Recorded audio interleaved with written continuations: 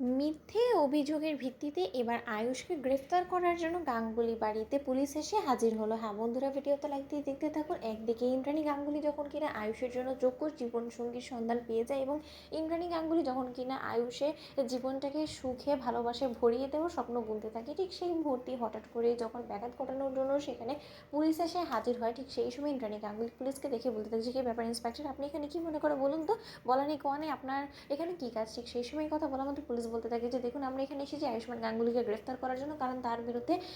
আমাদের থানায় একটি অভিযোগ করা হয়েছে এবং সেই অভিযোগের ভিত্তিতে আমরা তাকে গ্রেফতার করার জন্য এখানে এসেছি। এবং আমরা খুব ভালো করে জানি যে এই বাড়ি থেকে যদি এই বাড়ির ছেলেকে বের করে নিয়ে যেতে হয় তাহলে আমাদেরকে যথারীতি অনেকটা পরীক্ষার সম্মুখীন হতে হবে এবং আমরা তার জন্য আপনার সমস্ত প্রশ্নের উত্তর নিয়েই সঙ্গে করে এসেছি এবং তার থেকেও বড় কথা আমরা অ্যারেস্ট ওয়ারেন্ট নিয়ে এসেছি ম্যাডাম। তাই আপনি আর কোনো মতে আপনার ছেলেকে এখান থেকে গ্রেফতার করে হাতে হাত করা পরে এখান থেকে নিয়ে যাওয়া থেকে আমাদেরকে বাধা দিতে পারবেন না। ঠিক সেই সময় ইন্দ্রাণী গাঙ্গুলি যখন বলতে থাকে যে এক মিনিট ইন্সপেক্টর, আপনি আপনার যা বলার ছিল সেই সমস্ত কিছু বলে ফেলেছেন, এবার আপনি আমাকে একটা কথা বলুন তো, কী অভিযোগের ভিত্তিতে আমার আয়ুষকে আপনি গ্রেফতার করতে চলেছেন বলুন। ঠিক সেই সময় এই কথা বলা মাত্র ইন্সপেক্টর যখন বলতে থাকে যে কী অভিযোগের ভিত্তিতে ম্যাডাম, আপনি তো বড়ই আজব কথা বলছেন, আপনি জানেন না যে আপনার চোখে ধুলো দিয়ে আপনার আদরের সন্তান বাইরে গিয়ে ঠিক কী লীলা খেলা করে বেড়ায়। ও রীতিমতো মেয়েদেরকে মিথ্যে বিয়ে করার মিথ্যে প্রতিশ্রুতি দিয়ে তাদেরকে দিনের পর দিন নিজের ইশারা নাচানোর চেষ্টা করে, তাদেরকে মিথ্যে প্রতিশ্রুতি দিয়ে তাদেরকে দিনের পর দিন ব্যবহার করে, তাদের সঙ্গে অবৈধ সম্পর্ক বজায় রাখে, তাদেরকে অসম্মান করে। আর যখনই কিনা তারা কোনো রকম কোনো অধিকার আদায় করার চেষ্টা করে, ঠিক সেই মুহূর্তে আপনার ছেলে রীতিমতো তাদের থেকে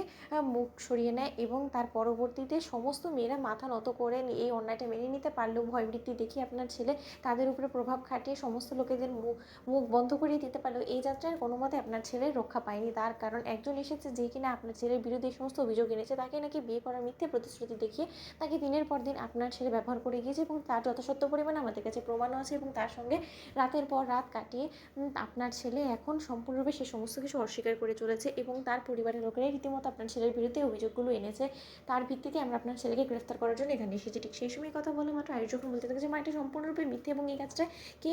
করলো, কারই বা এত দুঃসাহস হলো, সেটাই আমার মাথায় ঢুকছে না। ঠিক সেই সময় ইন্দ্রাণী গাঙ্গুলি বলতে থাকে যে ইন্সপেক্টর, আপনি মুখ সামনে কথা বলেন, আপনি কিন্তু ভুলে যাবেন আপনি কার বাড়িতে দাঁড়িয়ে আছেন। যে ইন্দ্রাণী গাঙ্গুলি কিনা চিরকাল মেয়েদের এর প্রতি হওয়া অন্যায়ের প্রতিবাদ করে এসেছে, সেই ইন্দ্রাণী গাঙ্গুলি আর যাই হোক না কেন কোনো মতেই তার ছেলেকে অন্যায়ের পথে হাঁটার শিক্ষা দিতে পারে না। এতটুকু তো অন্তত আপনি বিশ্বাস করেন। এবং আজ কেন এই অভিযোগ উঠছে সেটাই তো আমার মাথায় ঢুকছে না, যেখানে কিনা আমার ছেলে তো আজ থেকে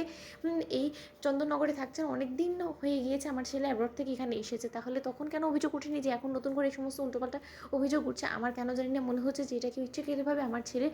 নাম বদনাম করার জন্য রীতিমতো চক্রান্ত করছে এবং সেই চক্রান্তের জেরে মিথ্যে আমাকে ছেলেকে ফাঁসানোর চেষ্টা করলেই তো আমি হতে দেবো না। তো বন্ধুরা, লাইক কমেন্ট শেয়ার করে সাবস্ক্রাইব করতে ভুলো না।